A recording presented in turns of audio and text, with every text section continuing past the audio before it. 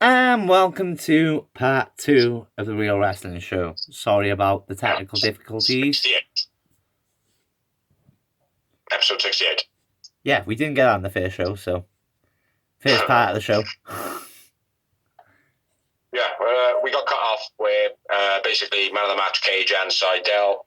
After the match, Ricky Starks jumps on a mic, says that Team Taz is going to have some presents and that the Revolution would be televised. And I did state before we lost that recording that I think that he probably wanted to say that since he was 5 years old. I completely agree. And then I stated that AEW, Tony Khan, sort your music guys out because Vince would have been on it. Fuck Vince. Yeah. The audio guys, fuck Vince. But Vince would have been on it. He would have jumped on that as soon as he said that. We should have heard bam, bam, bam, bam, bam, bam, bam, bam. That's what we should have heard, but we didn't. We did not. Dynamite's theme song with Dynamite's new graphics. Yeah, also they had a new opener to the beginning of the show too. Then we had to run down to some matches, which we're not going to go through because we're going to go through them now. So, no point. On to the promo. So I'll hit it back to you, bro, because you went on this one. Yeah, so Cody comes out with his long ass entrance and his pyro. Yeah, and he basically cuts a promo saying that Darby, big up to Darby. I've said it on tweet, but I'll say it face to face. You had the new face of TNT. Well done. You beat me fair and square. It was nice the way you put him over. The way he's put him over since day one, to be fair. And then I believe her name is... Fuck, where are we at? Jane Cargill comes down behind him. Some goddamn heifer. Yeah, kind of scares him. And then... says, stop talking shit. And then they bleep it out wrong. So yeah. Sack that guy as well. She gets a real nice promo. It went on a bit long though, didn't it? It did go on a little bit long, yeah. I think the whole point of it was to kind of make people look at her for longer than they needed to kind of get her locked in their heads. And then she name dropped Shaq. Yeah. At which point Brandy comes down and cuts a killer promo. And as you said, it reminded us of two African Americans going at it in a typical Black Chicks movie. You ain't using my hosepipe, heifer. Yeah. Heifer. I'll rip your weave off, girl. You ain't never say that. Better get off my heifer stage, bitches. My missus loved it. My missus fucking loved it. She was pissing herself. I know that Beyonce dancing stuff they do with her head. Oh, where it goes. I forgot the actual lyrics of that, so I just did a bit of a Indian accent there, so I do apologise. Yeah, so Brandy comes out, kicks off, and then after that, Cage then reappears in the ring. Powerbombs Cody Rhodes. Darby's music plays, and then he takes a very long time to get from the rafters. In which point, Ricky Starks has already made his way to the ring and has started attacking too. Yeah, so Ricky Starks is in there fucking up Cody. Darby comes down for the save, and then Will Hobbs comes out very, very last minute with a chair. Yeah, which I kind of that was needed. I think, well, for a start, he wasn't needed. It kind of plays into the whole, I think he's joining Team Taz. Mm-hmm. Yeah, possibly. We're still recording? Yeah. Yes, wonderful. I check it out, bro. What I felt was the biggest moment in this promo was the thumbtack jacket by Darby Allin. Yeah. Do you know, for a second then, I thought you were going to go, what are you on about? No, I know. I genuinely thought you didn't catch it. Did you seen his jacket, yeah? Mm-hmm. Oh, fucking brutal, mate. Right? The way Brian Cage reacted, I genuinely felt like it actually caught him off guard and it hurt him a little bit. Yeah. Because the way Darby just ran across the ring like fast as fuck and just ran into him, I felt like, shit, man, if someone done that to you, like, and you put your arms up to guard, you'd feel those pins.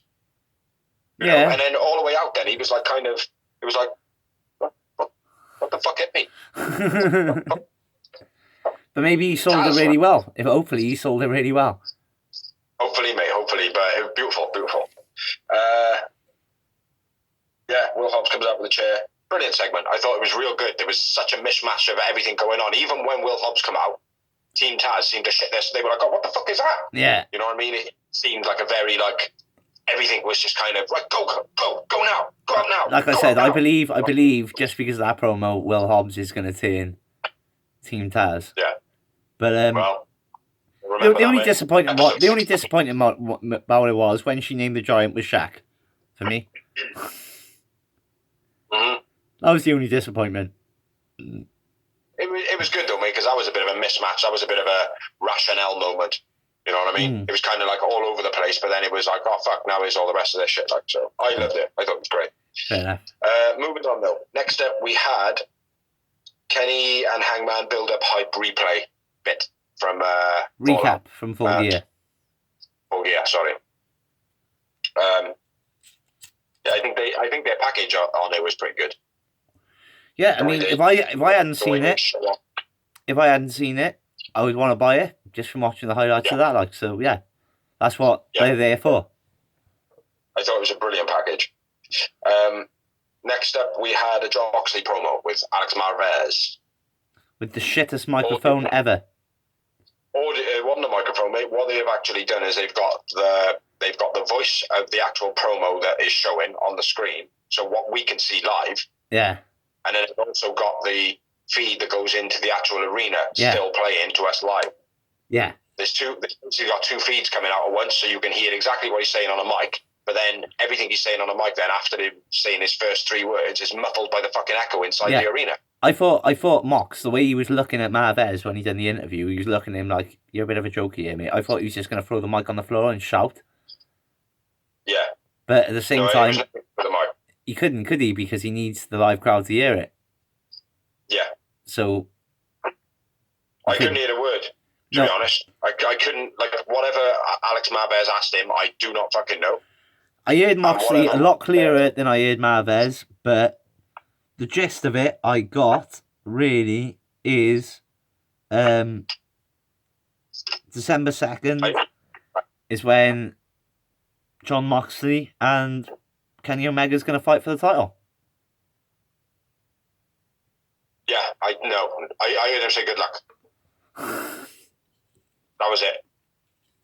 Like, honestly, mate, it's like, it fucking pisses me off to the point where you know me, mate, I've watched things before, and it's like, if I can't hear it, I'll turn the fucking thing off. Yeah, I'm the same, mate, when it comes to that bad. Like, if the whole show was like that, I would have just turned it off. I would have said, sorry, love you to bits, but I can't do it. Yeah, this week's vlog, couldn't understand it. Catch you next week. Yeah. Because I've done it with Impact. Impact have done the same, especially when it's on Impact Plus. Yeah. They do it all the time, mate. There's even been points, like I said, where Josh, is on commentary, right? Yeah. But the promo's playing backstage. Yeah. So they're interviewing a wrestler, and you can hear Josh going, yeah, I'll have a coffee. Yeah, 2 sugars, please. And you're like, what the fuck? There's... somebody has got to get this shit sorted out, like, I mean. We claim to be rough around the edges, okay? So we get away with it. It's our thing. We're just a shitty little YouTube channel. We're not a professional bit. Next up, anyway, we had the bunkhouse match, which was alright, man. It was pretty decent, this was. Yeah, it was Butcher Blade versus Natural Nightmares. Yeah. No women. Oh, yeah, Brandy came out. Ali came out, but no Brandy. Yeah. It was a good match. Yeah. Nice match, man. I'm just going to have a little rundown of the some of the good things here, man. I want to have a quick chat about it, I think. Yeah, man. QT diving over the top rope of Blade at the beginning. Blade whipping QT with the belt. That was a bit of shit. Actually, let's just talk it through as we go. Mm-hmm. When he pulled his belt off, man, and then just dropped it on the floor for him to use was fucking ridiculous. Yeah. Cut it on the chair by Dustin. That was quite nice. Yeah. Guitar to QT from Blade out of fucking nowhere. Yeah, out of nowhere. And my missus was like, was there a bag of talcum powder in that guitar? My missus went, was there a bag of cocaine in it? So yeah, mine think alike. Cowbell. The cowbell introduced into the match. I thought it was quite nice. Now, there's lots of bits we're probably missing here during all this, but these are like some of the better, the memorable moments. Yeah, I agree. the cowbell out, which was obviously part of the strap, which was obviously part of the cowbell match or whatever else was known for. Crossbody with the chair by Butcher, very unique, very nice. That was beast. I like that. I didn't even notice he had a chair until he finished the move. Yeah. Like, he hit the move, and then the chair just sort of folded out from under him. I was like, oh, fair play. Yeah, I reminded me, because I was like, where the fuck did that chair come from? Because I didn't even know where it come from. Like, and I see him doing it, I was like, yes, man, that's it. QT bleeding at this point. We clearly know he's cut his head because the bloodline was straight across his forehead. Like, yeah. There. But it worked well because the guitar shot was ferocious. It was ferocious. It wasn't a no-need cut. Striking you this way and not that way, and the cut was that way. Yeah, but because it's a guitar, the wood breaks. Wood doesn't just go. It breaks weird, like for me. It does break weird, but it doesn't slice vertically. It doesn't slice horizontally. Yeah, I suppose. It wouldn't. I'm trying. It maybe cut across on an angle. I don't know, but yeah, clearly cut himself. It's a forgivable one, though. Blade grabs a ladder at this point. Dustin's then handcuffed to the turnbuckle. So again, I thought it was quite nice that, right? I don't know what you think on this, but in WWE or TNA or anywhere else, you always see him handcuffed to the rope, not the turnbuckle. Yeah, I agree. Which in the turnbuckle, they can't go anywhere. It's more of a deterrent. Why would you want to handcuff them to somewhere where they can literally still get to most of the ring? Yeah, they can run half the ring at least. Yeah. Yeah, I like that too. Ali's scratching something on QT's face. Did you catch what it was? It was, which I didn't know this, so I'll give my missus props. It's the back heel of a cowboy boot, which is called a spur. Oh, the spurs on a boot, yeah. They did mention on a commentary. At first, it looked like, the corkscrews with the arms that we got. Yeah. I thought it was one of those, man. Which, by the way, they should use those in wrestling because they're fucking brutal. Yeah. Kendo stick bit on the outside. Dustin hits Butcher and Blade with the kendo sticks and gets knocked off the apron, and off comes the handcuffs. Ali grabs QT in the face, tries to grab his cut and open it up a bit, which doesn't work really. Dustin with Lucha Butcher chair. What? Dustin with something Butcher chair. Fill me in, bro. Dustin and Butcher brawl to the stage is my next note after what you've said. Yeah, that's what I got. QT fires an extinguisher in Butcher's face, and then Dustin bulldogs Butcher off the ramp through what you would say the stage, but it was a bit of crappy firewood, to be honest. It didn't look too good for me. That for a big moment, it looked like a bit of a shit moment. Do you know what I mean? Yeah, it was a bit lame. When you stage a big moment, it needs to look spectacular, but the set just looked flat. It just looked made to be thrown through. Yeah, no, I agree. After this, then it come up. The Blade was bleeding. Yeah. Which, fair play to him. Blade bleeds like a pig. Yeah, he does. QT and Blade face off at this point. A couple of back and forths. Bin lid to the face of Blade, which I thought was pretty cool. QT elbow off the ladder. That was quite nice, except for I don't think it was needed. I don't think it had enough for what the danger was in it or the risk. I don't think it was big enough. I do, just because of the gimmick of he thought he was on his own. Because he didn't see that Dustin had got knocked off the... If Dustin wasn't handcuffed, I would agree with you. But because he thought he was on his own, I liked it. I thought it worked well. Yeah. Bro, do me a favour. Yeah. You need to move... Bro! You're reading when you're reading your notes, you're going off screen. My bad. Yeah, there you go. The code red I felt this week was terrible. Awful. I've written exactly the same. It just felt like a piss poor sunset flip. I think it was Butcher's fault though, not Dustin, because Dustin's always been pretty good with it. He's pretty decent, but I think just Butcher just rolled backwards. Yeah. Where am I at? Dustin threw a chair. Is that right? Yeah. And then QT comes in for the save. Just Cutter, and then Ali on the apron. Blade hitting the face with a chair, and then he's knocked into Ali, and then she goes through the table. Quite weakly as well. Yeah, I thought it was a nice bit, though. It was a nice bit, but I don't think she should have sold it as hard as she did, because she just literally went, like, you mean? And she looked like she'd been thrown off. Like. Yeah. It's like I haven't seen any of them, but it's like she's been watching Lana or something. She's gone, oh, she can do it. Then Blade was hit with a cowbell by Dustin, and then he hit a cutter on Blade, and then a finish. Yeah, Diamond Cutter. Diamond Cutter. Diamond Cutter, my bad. Yeah, QT and Dustin, the Natural Nightmares win, and I went with QT, man of the match. QT was the man of the match, and my pen has just decided to live again. Yeah, QT man of the match for me, and I had 8. It was high scoring for me, but not quite as much. I had 5. Yowie wowie, marvelous, magical, motherfucking moments.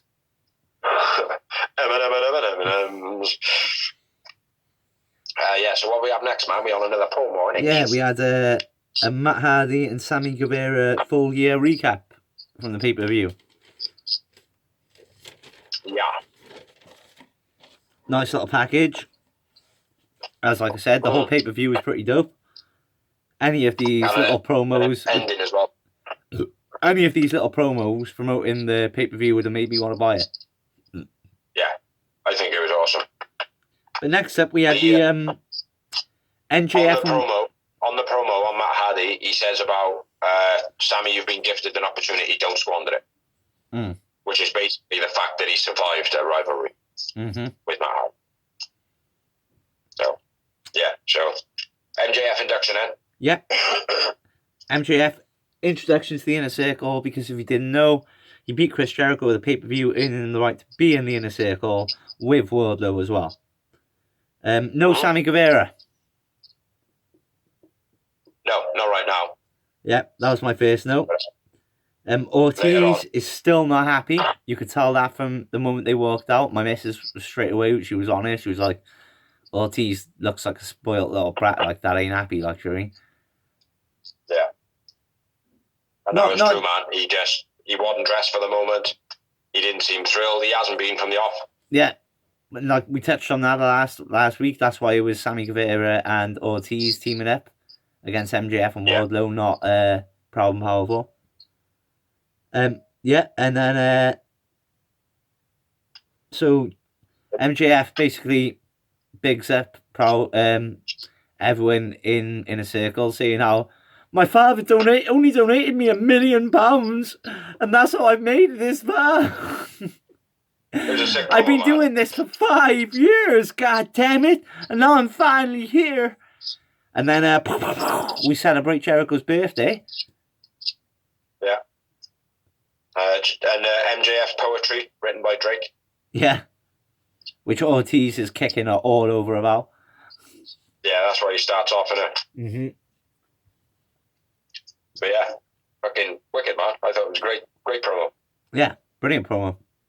Opens up the stories. He does. There is a little bit of a slight to Wardlow in this as well, where MJF's on the podium and he's giving it all the big I am, and he gives it all. Yeah, no help. Didn't need no help.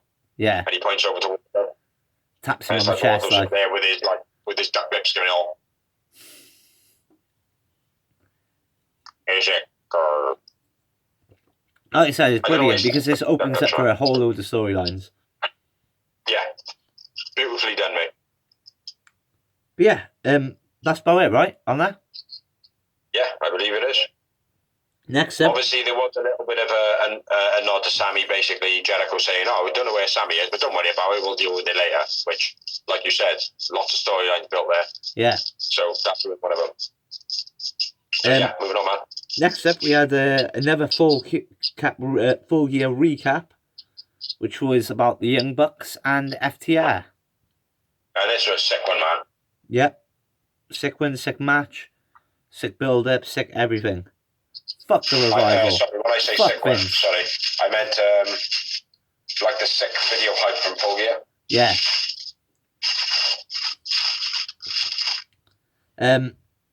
Yeah, but it was brilliant.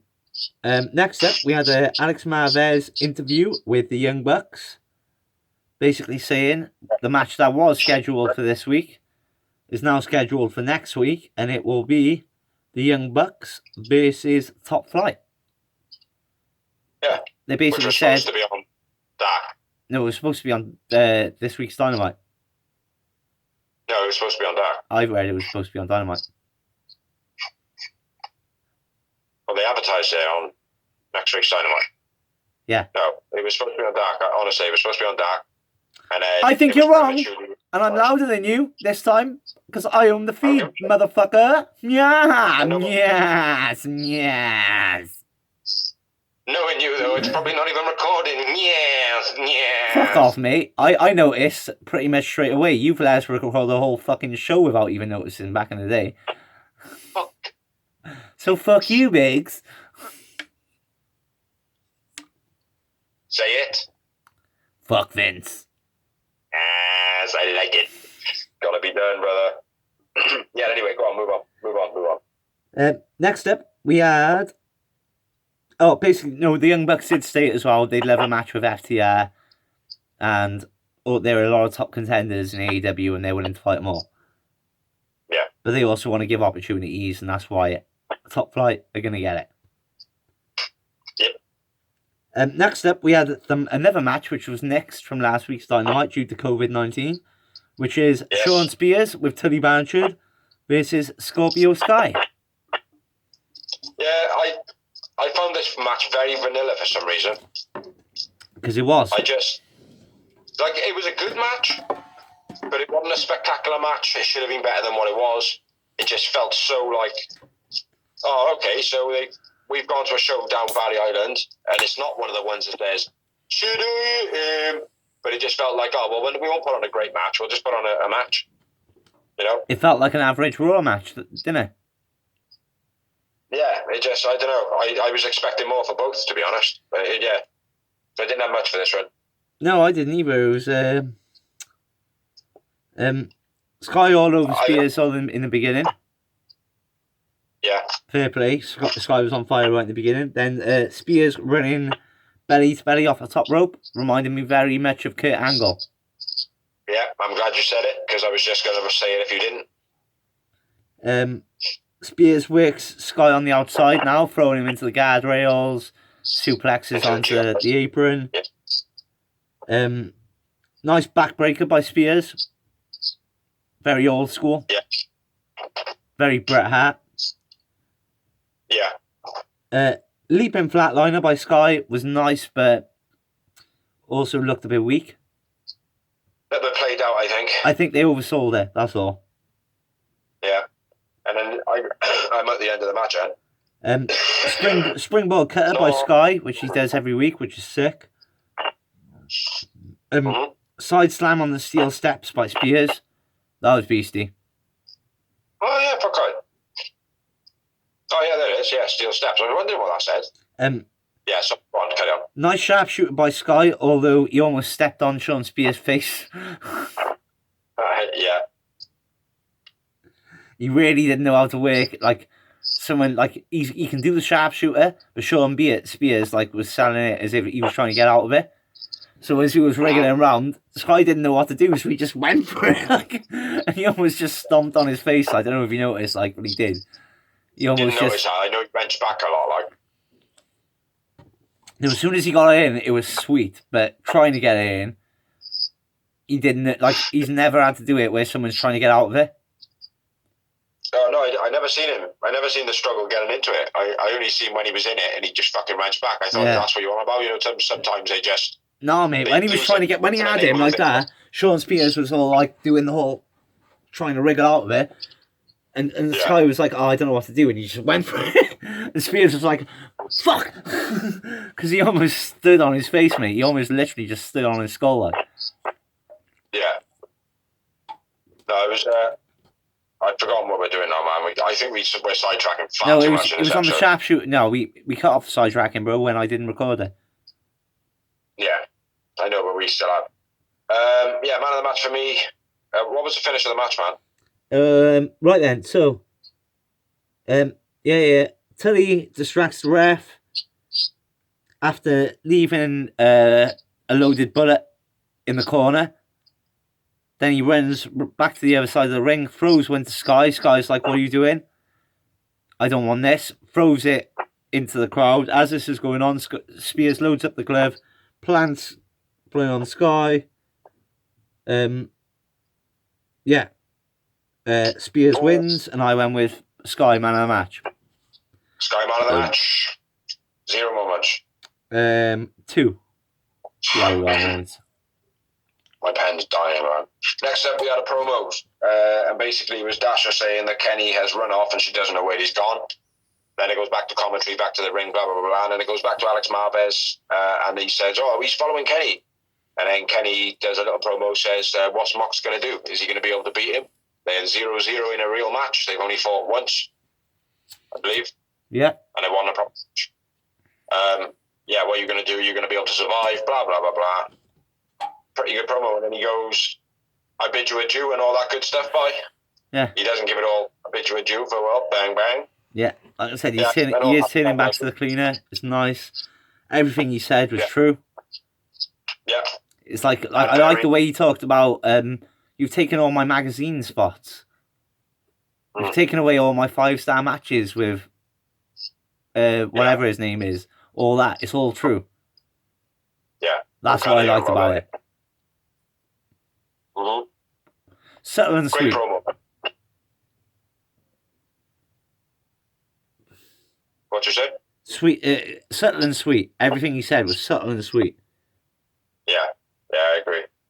Next up, we had a match between Tay Conti with Anna Jay versus Red Velvet with Brandy. Yeah. Red Velvet impressed me quite a bit in this match. Okay. Straight away from the beginning, she had a nice pin tie-up by Red, where she was just kind of rolling her around, and it ended up being in a pin. I think it was supposed to be a bit of a figure 4 high-angle pin there, but her legs popped out. Mm-hmm. Judah there's by Tay. Oh, the judo throws by Tay were very, very cool, man. Like them a lot, man. Never seen that before. 3 reversals between both of them, with Tay winning it, which I thought were very nice. I'm not sure if you know what I'm referring to, but there was 3 standout reversals. So the one did, and it was like quite a big move, and she reversed it into something else. It was like, "Oh, that was cool." And then she reversed it into something else, and it was like, "Oh, fucking hell, that was cool as well." Yeah, but Tay ended up winning. I know the one is Conti powers Velvet into a vertical suplex. Yeah. And I think that's where Red Velvet tries to Hurricane or something. Yeah. And she just powers her into a vertical suplex. Then next, Conti again powers Velvet into a spin-out slam. Yeah, that was nice, huh? Yeah. And then sit-down stunner by Red was quite nice. Yep. The double kick, man, was fucking wicked, man. The double kick knockdown. Yeah, by both people. Yeah, they both literally stepped in perfectly, man. Perfectly timed. So good. Gory special into the knee for the finish of the match. Yeah. By Tay Conti. Well, before that, you've missed out a big part of that, bro. Anna Jay slides in a chair. Oh, yeah. Tay Conti is a bit no, and then kicks it out. She can win it without the match. Again, building storyline. How the fuck did you miss that, bitch? Like I've stated multiple times during this blog, my pen is ringing out. No, it's just too much stuff I didn't write hardly anything for this match, man. I think I was falling asleep, to be honest. I'm just going to use that as an excuse, because that's the truth. Yeah, but that is it. That is the only thing you missed out. But yeah, it's a big part of the match, and then she hits the finish. Yeah. Conti wins, and I went with Conti man of the match. I went with Red Velvet. I thought she was very impressive in this. And I just had the one. Agreed, just the one. Just the one. And side note, Dark Order were on the ramp at this point. Yes, hidden. Yeah. They didn't really come out fully. They were just hidden, like Hangman was the other night. And on that Dark Order moment. What? And on that dark order moment,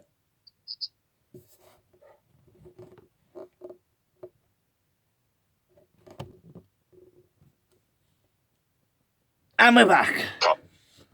Continuity. Yeah, anyway, next up we had a promo from the Inner Circle. Sammy turns up and says, "What the fuck? MJF sent me an email for me to stay at the beach. Where the fuck are you all?" And then MJF says, whoa. I sent you a second email. And then everybody basically says, yeah, there was a second email. And then Sammy's playing out there, you haven't got no emails. Which, I believe Sammy. Yeah, I believe Sammy too. I believe Sammy's going to be the first one to be leaving the Inner Circle. Yes, I think that's part of the beef. Is the one that instigated that. Yeah. Yeah, so, yeah, nice. Good promo. Yeah. Next up, we had another promo, which was Best Friends and Kip recap leading into next week's matches, which I will run down. And if you want to put any further dated ones, because I've only got next week's ones, then feel free. I thought that was my bit. We all good? Yeah. Next week, we have Orange Cassidy versus Kip Sabian with Best Friends and Miro in the respective corners. Young Bucks versus Top Flight, which was supposed to happen on Dark. Cody and Darby teaming together to beat Cage and Ricky Starks, and I would imagine Will Hobbs will be floating around there somewhere. And then we have the Inner Circle Slays Las Vegas segment probe. I wish you messaged me. You were going to write that down this week. Introduced, which is later on. I wish you messaged me for wins. You don't have to do your bit this week, does? It's all good, bro. No, I've written it down for no reason. You've got other dates, though. No, I know you have. No, I haven't. Have you not? Oh, I thought there would have been the December 2nd one. I can't remember what that was. I've already done that. That was it. Omega versus John Moxley on the 2nd of December episode of AEW Dynamite. I've already done that. Omega said it's going to be the best Dynamite that you've seen. So, yeah, because Kenny Omega's going to become the world champion. You heard it here first. I did Dawsey's bit. I did Dawsey's bit. I did Dawsey's bit. Fuck bands. Next up, I don't think so. I think Mox is going to retain. Eddie Kingston. You're wrong. Eddie Kingston. I might be, mate. Eddie Kingston. Eddie Kingston cuts a promo and basically, it was a nice promo, I thought. He basically calls out everyone's bullshit and he's like, yeah, I lost. I said I quit. Mox was a better man on that night. And that's it. Shut up. I'm still going to be the world champion one day. I ain't quitting. Yeah. Mm-hmm. Good promo. Yeah. And then he joins commentary. And then we're down to my next bit. My only bit. The main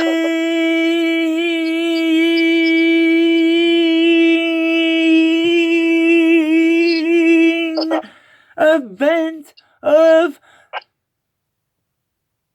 the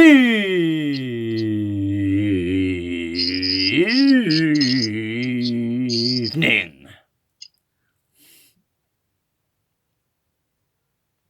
Which was Ray Phoenix versus Pentagon. It's basically my t-shirt. That was the main event. Match. Boom. Fucking awesome match. This match was awesome. Fair play. I didn't have many notes on it because it was generally a pleasure to watch this one. I've got like almost a whole page on it. And it was a genuine pleasure to watch. It got real personal, real fast. I didn't expect it to be like, this is the match you would expect to be the third match in the rivalry type thing. Yeah. No, I know, like the first match was just set up, so it wasn't even part of the rivalry. So for it to get this personal this quick, I was surprised. I was real surprised. Yeah. No, it was good, man. It's like, I don't know whether or not they intended to pull the masks as much as they did. But fair play. But to start off the match, it was a sick exchange, back and forth, reversing each other, countering each other. Especially with kicks. Unique takedowns, Hurricanrana's reversals. It was sick. Especially the kicks. Beautiful. The kicks were Especially brutal. the kicks. Yeah, man. Yeah. Kicks were brutal, mate. I think I wrote that down somewhere as well. Reverse Consadora by Penta was very cool, man. Ray Phoenix was facing the other way, which makes it very difficult to do a Consadora, but he still does it. Yeah. Which, for me, was like, oh, okay, it's not a move that is solely done by the other person picking you up and doing the move for you. No, it's not. It's like, oh, it can be done the other way slightly, you know, which is nice to see. So, yeah, I like that. We still recording, bro? Yeah, man. High flip out the ring by Phoenix, landing on his feet. Commentators made a big note of that. They didn't need to for me to be like, fucking hell. It was quite a high, like the height he jumped from the height outside. was the thing, like, mate. The height was immense. Yeah, I think it was a landing, though, mate. Do you know what I mean? Like, it's like just looking at that guy the other week who jumped in the ring and snapped over both his shins. Like, do you know what I mean? Penta pulling Ray's mask. Then time out now, where he pretty much yanks off most of it. Which, to be honest, there's plenty of pictures of Ray Phoenix. Yeah. Without it on. Yeah, it's not like it was back in the day. Yeah. Huge chops now back and forth between both, which happened all the way through the match. Yeah. Some of them brutal. I'm sure Phoenix catches him one time straight across the face. Oh, well, they're brothers, isn't it? Tilt World Backbreaker was very nice by Penta. Yeah. Phoenix Springboard Hurricanrana was beast. Yeah, lands on his head. That was sick, mate. Yeah. And then Phoenix hits a cutter. Again, he does it perfect every time. It looks sweet, isn't it? It was a bit slow for me this week, though. And then it was nice. Just not a bit slow. At this point, Phoenix starts ripping a Penta's mask. Yeah. And as you said, proper rips it in half, like, almost. You've pretty much seen most of his face, like, so I would imagine now, by tomorrow, everybody's going to know who Pentagon is, like. But like you said, it's not like it was back in the day. There's plenty of pictures on him now. It's not as... It's not. There's very little on Penta. Oh, is there? There's genuinely, mate, it's like maybe one, if that. He's got a true mystique about him. Like, that's why my missus loves him so much. You can't find fuck all on him. Like. Yeah, sick reversal out of the Penta package then by Phoenix. Front flip DDT by Penta was fucking immense. Well, before that, you had Penta. Penta does a cutter on Phoenix on a roll through, which was nice. Because Penta doesn't usually do a cutter, especially on Phoenix, like. Yeah. And then he does a front flipping DDT, which was beast. Fucking brutal, mate. He needs to get that more. He needs to do that as a regular, like, maybe his new finisher or something like that. And then Phoenix does his corkscrew from the ring to the outside. They keep trying to call it a tornado flipping suicide or some shit like that. It's not. It's a corkscrew dive, right? Fuck you. Yeah. Keep it simple, lads. Yeah, you don't need to be chucking it all Mexican in there just because they're Mexican wrestlers. And then Phoenix, a beastly swanton bomb. Again, like we've addressed it before. You can call it a top rope bonton, swantina, quandon, or whatever you want to call it. It's a swanton bomb, simple as that. Yeah, I agree. Unless there's any copyright issues, maybe, then that might be the difference. I don't know. Call it the swoonton then. You know what I mean? And then the package power driver on the apron was beast. Fucking brutal. Yeah, even Eddie Kingston's selling this well at this point as well, going, end it. Yeah. End it. Yes, and it's got to be done. But then, one of them hits a Canadian Destroyer off the outside, off the apron. Penta. So he Penta jumps from again. the apron into the Canadian. Fucking brutal. Penta again on Phoenix. It was Penta, was it? And then Penta hits a package, power driver again, finish of the match. Yeah. Eddie Kingston comes down, cuts a promo, kicks Ray Phoenix out of the ring. Rolls him out with his foot. Yeah, like a piece of garbage. No regard. And then basically says to Penta, you don't need that piece of extra weight, blah, blah, blah. which is a load of fucking bullshit because Ray Phoenix is a better one of the two. But yeah, sick, mate. But halfway through his promo, whose music should play? The Buster! The Buster Guess who's Pack. Brilliant, man. A fire promo. Yeah. The guy... I said he'd be back. Yeah. The guy looks like a beast, like, anyway, but even my missus was like, that fair play, he looks like he's fucking used his time well. He is ripped like a motherfucker. Yeah, and the fans have gone, why is he Scottish? Fucking idiots. But yeah, that was all after the match. So Pentagon won the match. Penta was the man of the match for me. Yeah, me too. And I had 8 moments again. I topped you on this, and I went with 10 yowie wowie motherfucker and crazy cunt moments. But yeah, a bit of a brawl then after the match. We're packing Kingston. Right, all the feds come out. Yeah. They're like, no, stop it. Do you know what I mean? Eddie Kingston runs for him. Phoenix runs, whoever the other one is runs for him. Pac. Yeah, good, man. And then that's it, wasn't it? That was the end of the show. End of the show. Again, brilliant multi-storylines for me. Yeah. That's the thing. It's very much like, fuck Vince, but he used to do back in the day with your DX and you had DX, you had the Ministry of Darkness, you had the Nation of Domination. There was so much shit going on. It was amazing. Everything, Captivation it was. Yeah, everything had the storyline and everything was sick. Everything mixed. Everything made sense. Exactly. Yeah. And like I said, I think this was the best, right? The best Fallout show of a pay-per-view. Yeah. I agree. It probably had the least main eventers on it. Yeah. But I think a lot of it, what made it up pretty well in this is all the like little video packages you had of Full Gear showing like, you know, watch this, because they were full of, it wasn't just showing like teasers of bits like, oh look, he's in a precarious position. Pause. Yeah. You know, it was a proper trailer like for a cinema. It was showing good bits of the match. Yeah, it was like a trailer. Yeah. A trailer for a film. That makes you want to buy it. Yeah. I think they did absolutely well, and I think it filled in a lot of the spots that, you know, they needed to put them there, really, I think. And I think it suited. So I think a lot of the mid-carders slowly... I give Dynamite an 8 out of 10. I agree. Like I said, I think it was the best Fallout show of a pay-per-view. They didn't have so many main eventers on it. Like you didn't have Kenny Omega, you didn't have Hangman, you didn't have the Bucks. There was lots of people missing off the show, like you mean. Dustin and QT are more of a dark feature normally. But they were on a main spot of the match with Butcher and Blade, which can bounce back and forth, being on Dynamite and Dark. Yeah, no, it was good, man. It was brilliant, all round, the whole show. Yeah, so that's Dynamite out of the way. But boom, on to a little bit of news and mainly rumours. Shoot. I'll go first because I have got one.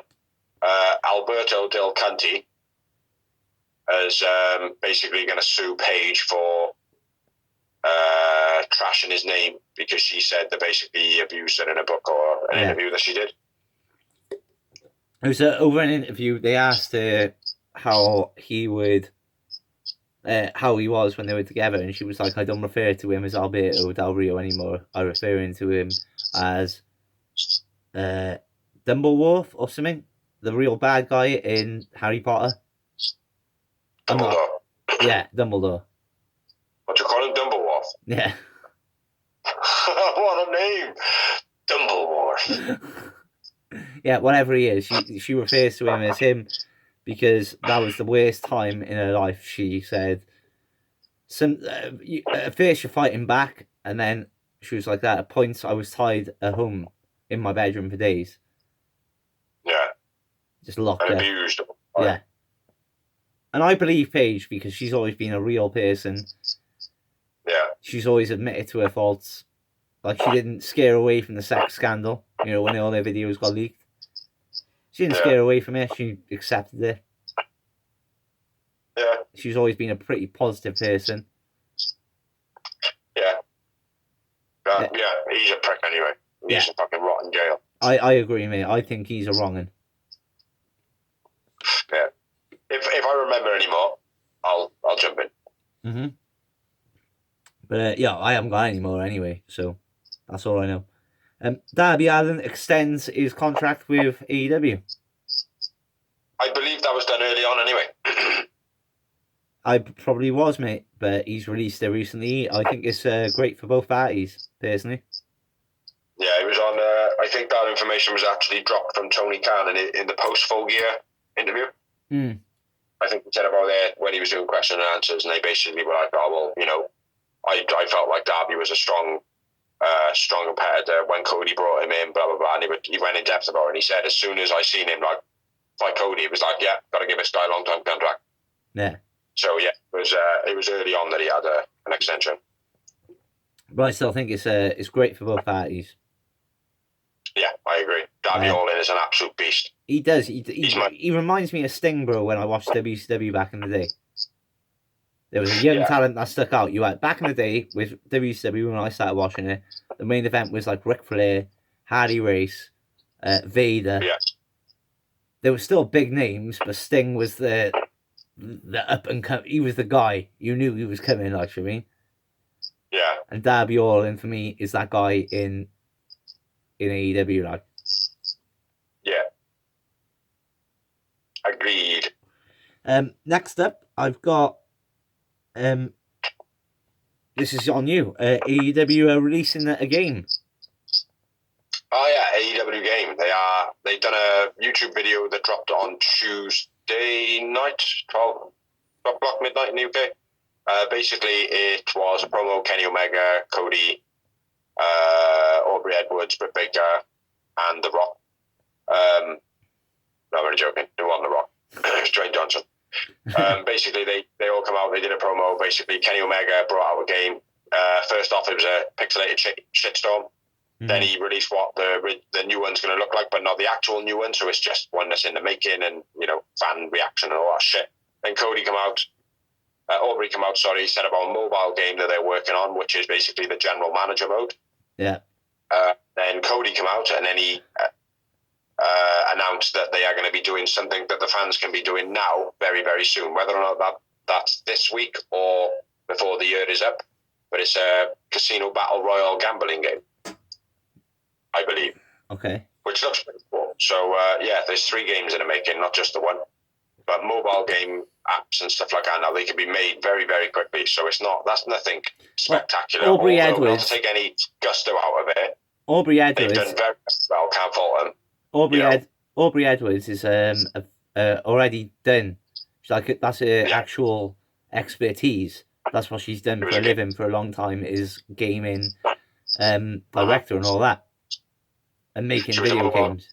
Game creator. Yeah.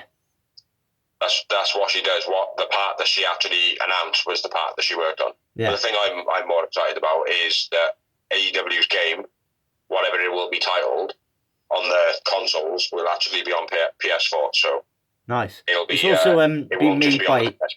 It's also been made by Ukes, which WWE and WCW did a partnership with back in the day, which was 2 of my favorite games. They're not yours, but they were on the N64, which was WCW versus NWO Revenge, and WWE. I think it was WWF back then. I can't quite remember. No Mercy. Yeah, everyone says about No Mercy. I remember Ukes. I do remember Ukes. So, good though. It's nice movement from AEW. Yeah. But a bit of sweet news next. For me personally, the Rascals are making their final appearance on Impact this week. I'm not up to date on Impact. I haven't watched this week's one, and I haven't watched... We're on Wednesday, so yeah, it won't be released in the UK till next Tuesday anyway. So Friday. But this Tuesday's episode will be their final episode, and apparently they're off to WWE. That's the signs. Really? Yeah. Oh, that's a shame. That's a shame. Yeah. I'm not sure if I'm saying this. I'm not a fan. Well, not I'm not a fan of ROH, but I'm not a regular watcher of ROH. So Dan Horses, or spelled DANHAUSES, is trademarked his name. Yeah, it's Danhausen's. Yeah. The guy with the fake mask, yeah. What you said sounds right. I don't know. Yeah, it's Danhausen. But he's trying to trademark his own name. Okay. WWE are talking to the Bellas about returning, and they've already recently tweeted before that they were interested in One Last Run. AEW.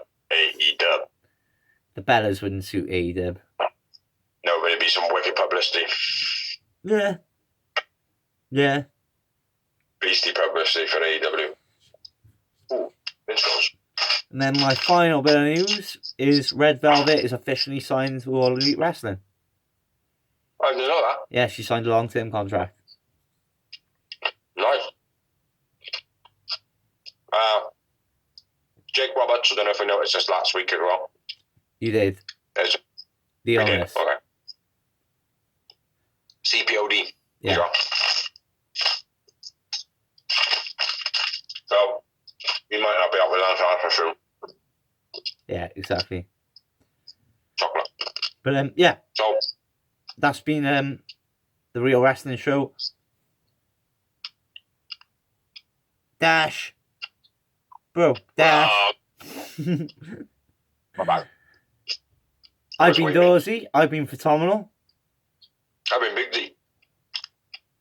Bigger to everybody who shares, likes, views. You know the score.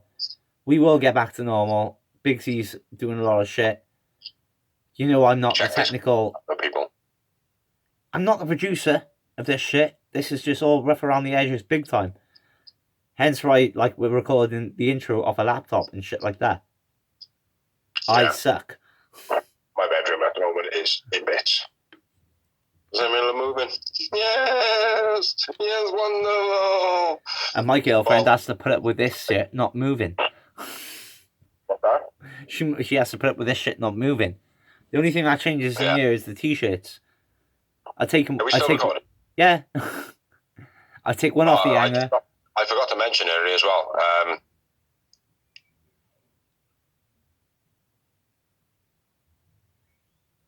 So, Bigsy's fired. Fuck Biggs.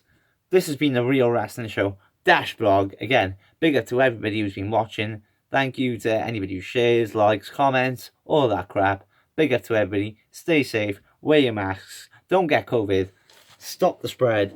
And we'll see you next week.